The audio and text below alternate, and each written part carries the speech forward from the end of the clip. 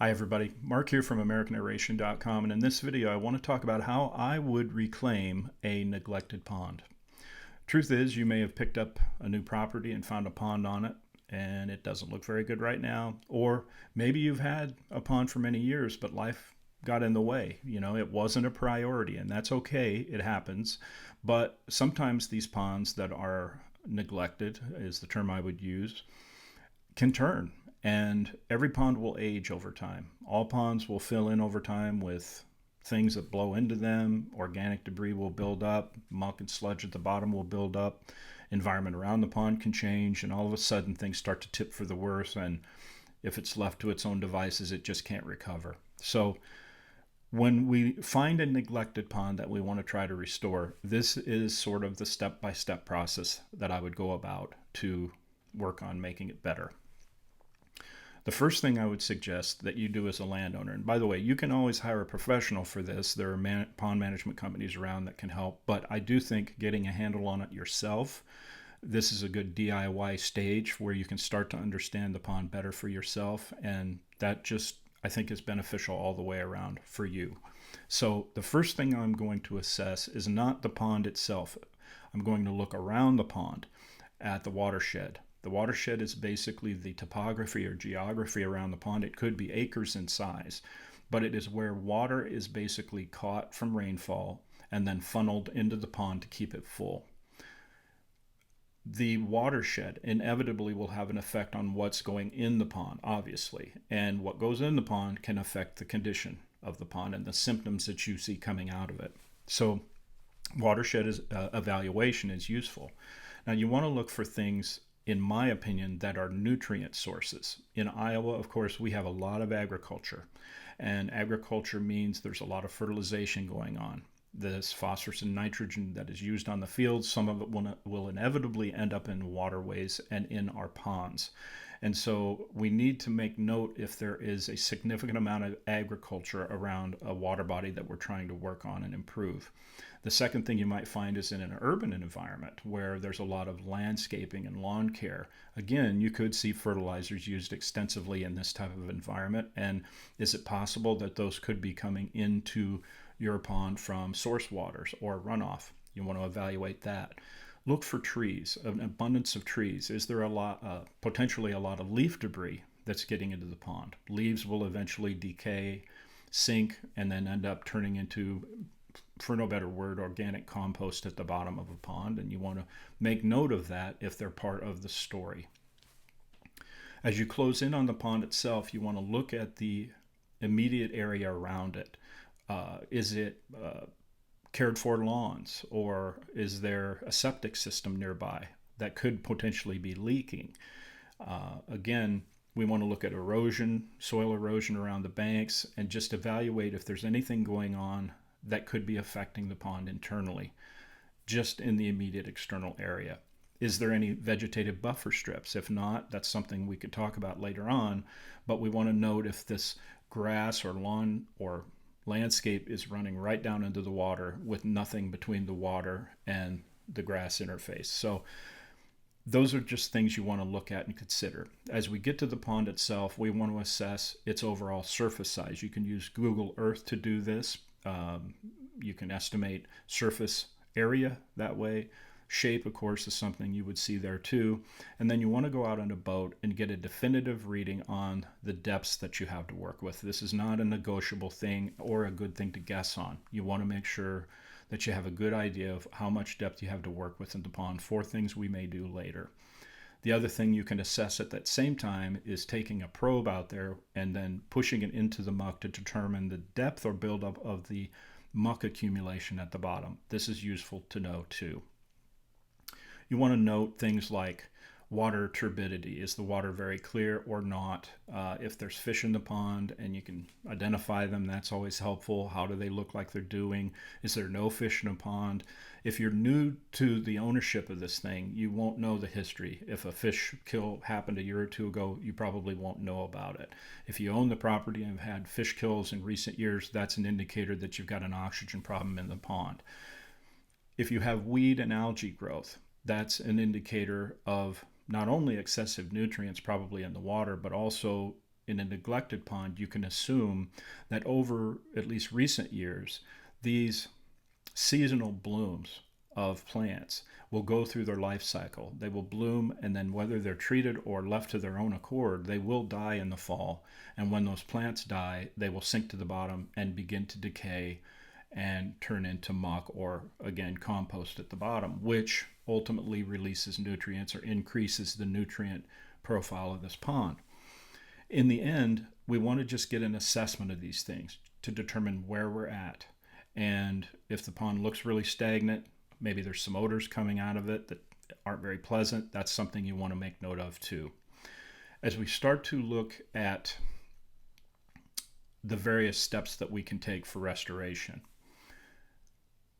it's best, if you have the ability and can do it, to stop the nutrient inputs from getting into the pond. And I mentioned vegetative buffer strips. That's one of the simplest ways to help alleviate or at least minimize some of the nutrient-rich runoff coming from the landscape immediately around the pond. A vegetative buffer strip could be several feet wide, could be as wide as you want to make it, but basically you either plant native grasses around the edge of the pond, or you let the grass grow up, and don't mow it right up to the edge, and let these plants take in some of the runoff that could have nitrogen or phosphorus in it and absorb it before it gets into the water. It's basically a pre-filter, if you will. If you have incoming streams, you may want to consider building bog filters at these inlets, and see if you can, again, mitigate or reduce any of the nutrients coming into the water itself. That will help as you work to restore the pond over time. The next thing that we want to look at is dealing with anything with either erosion around the banks. If we have trees overhanging the pond, I love trees, but you may decide you want to remove them, and that may be a step to take some of the pressure off the seasonal influx of leaves falling into the pond. And things like that are examples of working with the landscape around the water body, again, to just take a little bit of pressure off on the inputs.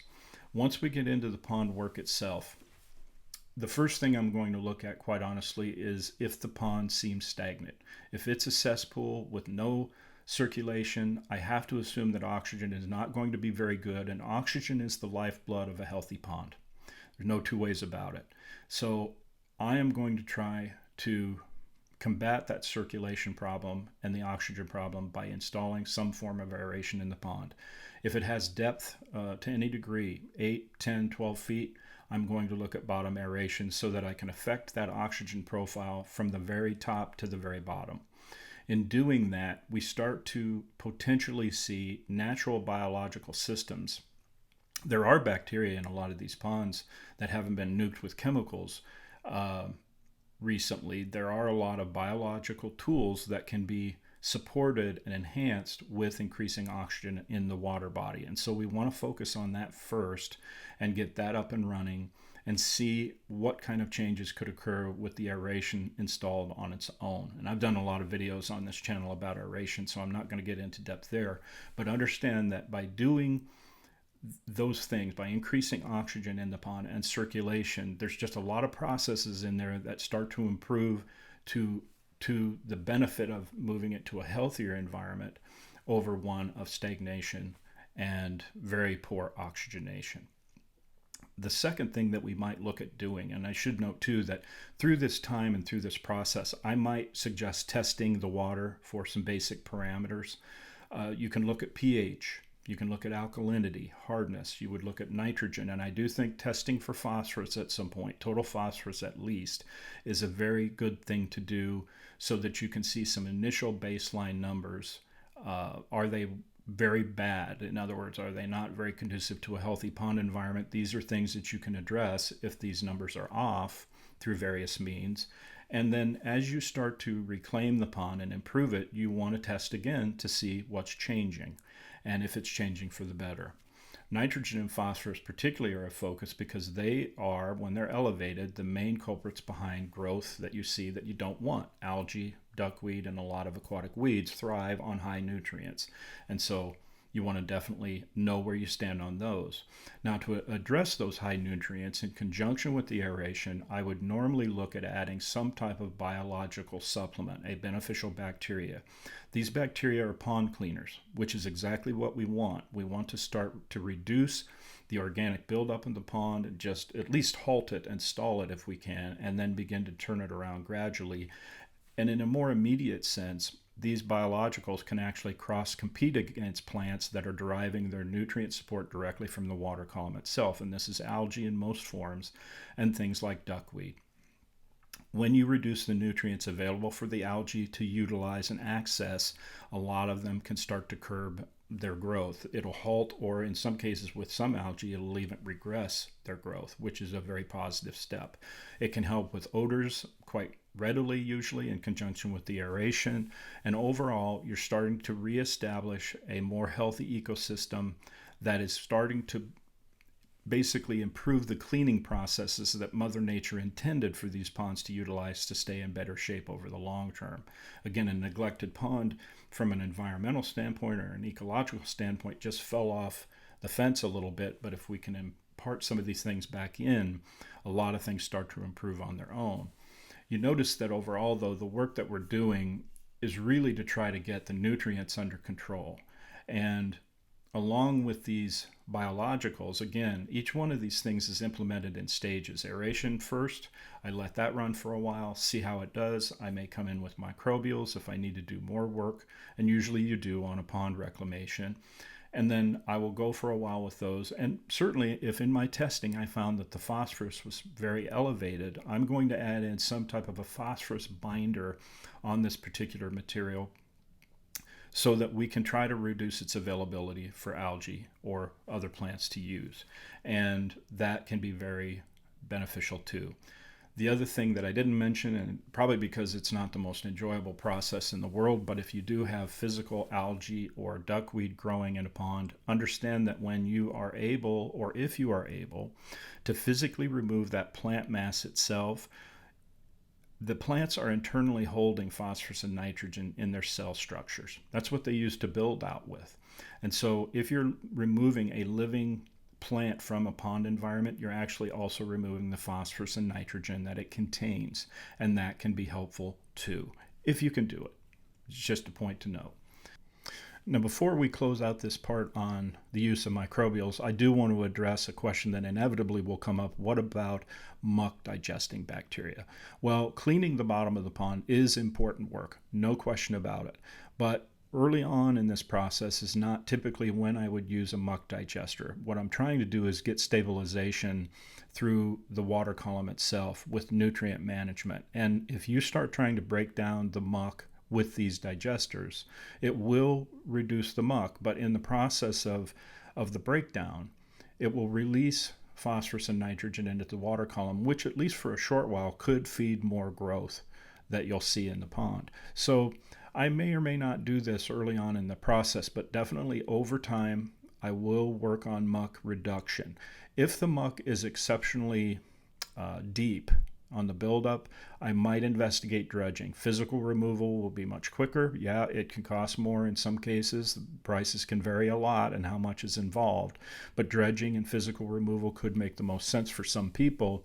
Or if you have the way and means to diligently and patiently work on muck reduction, those products can definitely do the job over time. And in any case, getting some reduction and more exposure of the true sediment level in the pond bottom is a very positive thing to do. So keep that in mind, but it does take time. You may have noticed that a lot of what we're talking about so far isn't really talking about treating the plants themselves if you have a weed or algae problem, and there's a reason for that. It's that those plants are actually symptoms of the underlying problems that has tipped this pond's balance off. Ultimately, it is a buildup of organics and excessive nutrients that have led to the problem of these plant blooms. And so the way I look at it is from a fundamental restoration concept, we want to look at the fundamental things to help bring this pond back into balance. And that would involve oxygen and then nutrient management through microbial supplementation in special forms, whatever you decide to do, muck or pond-wide treatments. Address the nutrients and address the oxygenation, and now the true restoration starts. That doesn't mean, though, that you never treat a plant problem or you never use a chemical. Up to now, we haven't had to use them. But in certain cases, in certain ponds, they may make sense for you. Now, keep in mind that we're talking about active management of a neglected pond now. It's different than when we just weren't paying attention to it. When I use an algicide or a herbicide, I want it to be targeted for the problem at hand. I'm not going to just hit it with all kinds of different things. And ideally, I would do my research, identify the plant, and then cross-reference that with suggested treatments that have a high efficacy, really high efficiency of control, and go that route. I would treat the plants early. Get on them with active management in the early spring or early summer, sometime in that phase when they start to show up. If they show up, you want to get on them quickly. Don't wait until June or July or August to try to treat these things once they've infested the whole pond itself. That's too late, in my opinion. Yeah, you could treat them, but you should have treated them long before this, because you want to minimize the die-off material that's going to sink to the bottom, for one thing. And you want to try to keep these things in check before they do take over the pond. Young plants are easier to manage in most cases, and so you want to try to treat them then. If you can remove some of them in the process, again, that's not the worst thing to do for helping with the nutrients and getting them out of the pond. And, ultimately, if you can stay proactive, you can keep the plants from taking over too much, and you can keep the overall process of restoration going with balancing out the nutrients and just getting the pond cleaner and cleaner over time. That's all positive. Ultimately, if you go about this the right way, I believe most ponds, maybe any pond, could be truly restored. Depending on how much it's going to take is going to vary from pond to pond, but to me there is a strategic way that most of us as individuals, just common folk that own a pond and want to try to improve it, there's things that we can do on our own to move the pond in a better direction. And this process has worked for a lot of people over the last 20, 25 years now that we've worked with ponds. And so I can attest to that. Now, obviously, if you need more help, hiring somebody to help with this process that are actually boots on the ground may work in your case and may be totally applicable. But understand that you can do a lot of this yourself. If you have questions about your pond or need help with aeration, reach out to me. Again, my name is Mark. You can find me at AmericanAeration.com. I hope you found this video useful, and I hope you have a great day wherever you are.